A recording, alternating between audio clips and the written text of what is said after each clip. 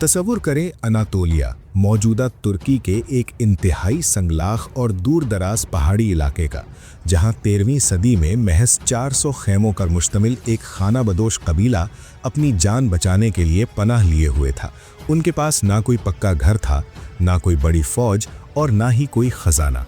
लेकिन उस कबीले के सरदार ने एक रात ख्वाब देखा, एक ऐसा ख्वाब जिसमें उसके सीने से एक दरख्त उगा और उसकी शाखों ने एशिया, यूरोप और अफ्रीका 3 बर्रे आज़मों को अपने साए में ले लिया। ये ख्वाब किसी दीवाने की बढ़ नहीं था, बल्कि ये तारीख की सबसे अजीम, सबसे तवील और सबसे ताकतवर इस्लामी सल्तनत की बुनियाद थी। ये दास्तान है सल्तनत उस्मानिया की, एक ऐसी सल्तनत जिसने 600 साल तक दुनिया के नक्शे पर हुक्मरानी की, जिसके तख्त पर 36 सुल्तान बैठे और जिसके उरूज ने यूरोप को घुटने टेकने पर मजबूर कर दिया, लेकिन जिसका ज़वाल इतना ही दर्दनाक और रुला देने वाला था। कहानी शुरू होती है 13वीं सदी में, जब चंगेज़ खान के मंगोल तूफान ने वस्ती एशिया को राख कर दिया था। इस तबाही से बचने के लिए काई कबीले के सरदार अर्तुगरुल गाजी ने अपने कबीले को अनातोलिया के साहिलों पर ला बसाया।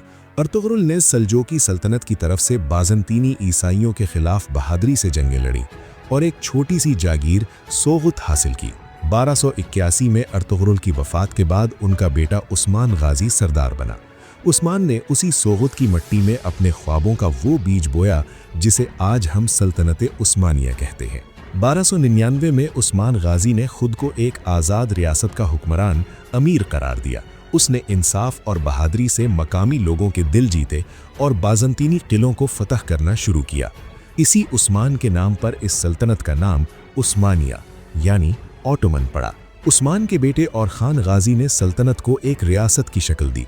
उसने बोरसा फतह किया, पहला सिक्का जारी किया और पहली बाकायदा फौज बनाई। फिर कुदरत ने उस्मानियों का साथ दिया। एक ज़लज़ले के बायस यूरोप के साहिल गैलीपुली के किले की दीवारें गिर गईं और उस्मानी फौज ने समंदर पार करके यूरोप में अपना पहला कदम रख दिया। फिर आए सुल्तान मुराद अव्वल, जिन्होंने दारुल हुकूमत एशिया से निकालकर यूरोप के दिल एद्रीना में मुंतकिल कर दिया। मुराद अव्वल ने ही तारीख की वो खौफनाक और नाकाबिल शिकस्त फौज बनाई जिसे यनीचरी कहा जाता था। ये वो सिपाही थे जिनका कोई घर, कोई ख़ानदान नहीं होता था। उनकी ज़िंदगी का वाहिद मकसद सुल्तान के लिए लड़ना और मरना था। मुराद अव्वल ने 1379 में कोसोवो के मैदान में पूरे यूरोप की मुत्तहिदा फ़ौज को कुचल डाला, लेकिन वहीं एक धोखे से शहीद हो गए। मुराद के बाद बायज़ीद यल्दरम यानी बिजली तख्त पर बैठा। उसने यूरोप की सबसे बड़ी सलीबी फ़ौज को निकोपोलिस के मैदान में खाक में मिला दिया, लेकिन उसका गुरूर उसे 1402 में जंग अंकरा में अमीर तैमूर के सामने ले आया। तैमूर ने बायज़ीद को शिकस्त देकर लोहे के पिंजरे में कैद कर दिया और उस्मानी सल्तनत के टुकड़े हो गए। ये 11 साला अंधेरा यानी दौरे इंतशार था, जब बायज़ीद के भाई आपस में तख्त के लिए लड़ते रहे। आखिरकार सुल्तान मोहम्मद अव्वल ने अपने भाइयों को शिकस्त देकर बिखरी हुई सल्तनत को दोबारा जोड़ा। वो सल्तनत के दूसरे बानी कहलाए। अब वो वक्त आ गया था जिसका ख्वाब 800 सालों से मुसलमान देख रहे थे। साल था 1453। तख्त पर 21 साला नौजवान सुल्तान मोहम्मद फातिह बैठा था।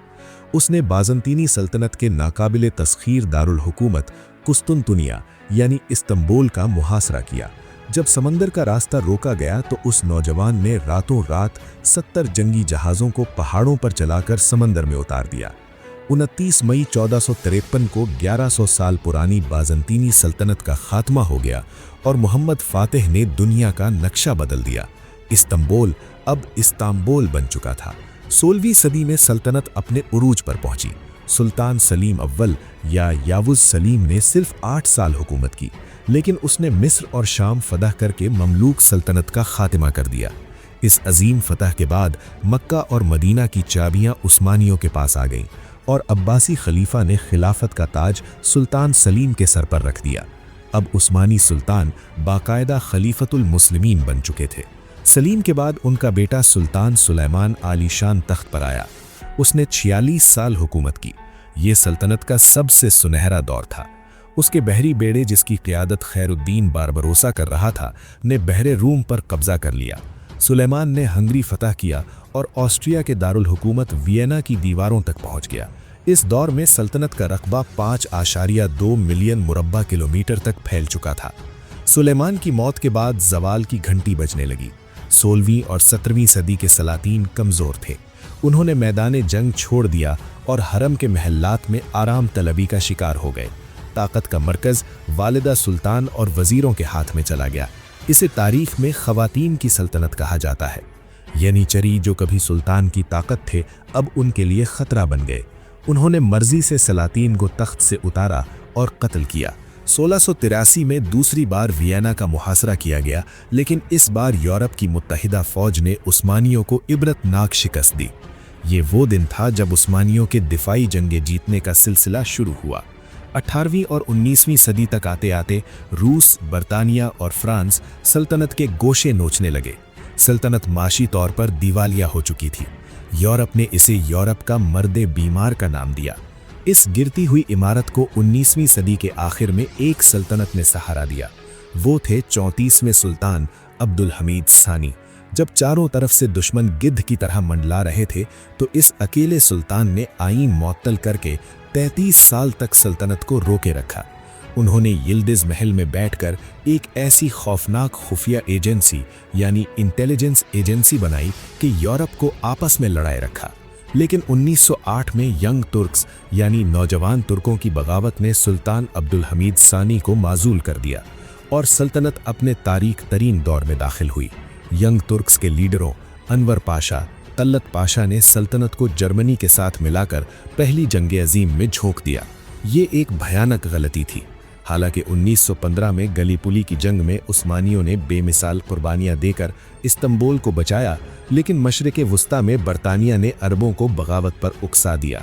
लॉरेंस ऑफ अरेबिया के जरिए मक्का, मदीना, दमिश्क, बगदाद और यरूशलम सब कुछ हाथ से निकल गया। 1918 में सल्तनत उस्मानिया हार गई। फातिह मुमालिक ने इस्तंबुल पर कब्जा कर लिया और मुआहिदे सेवरे के तहत तुर्की के टुकड़े टुकड़े कर दिए।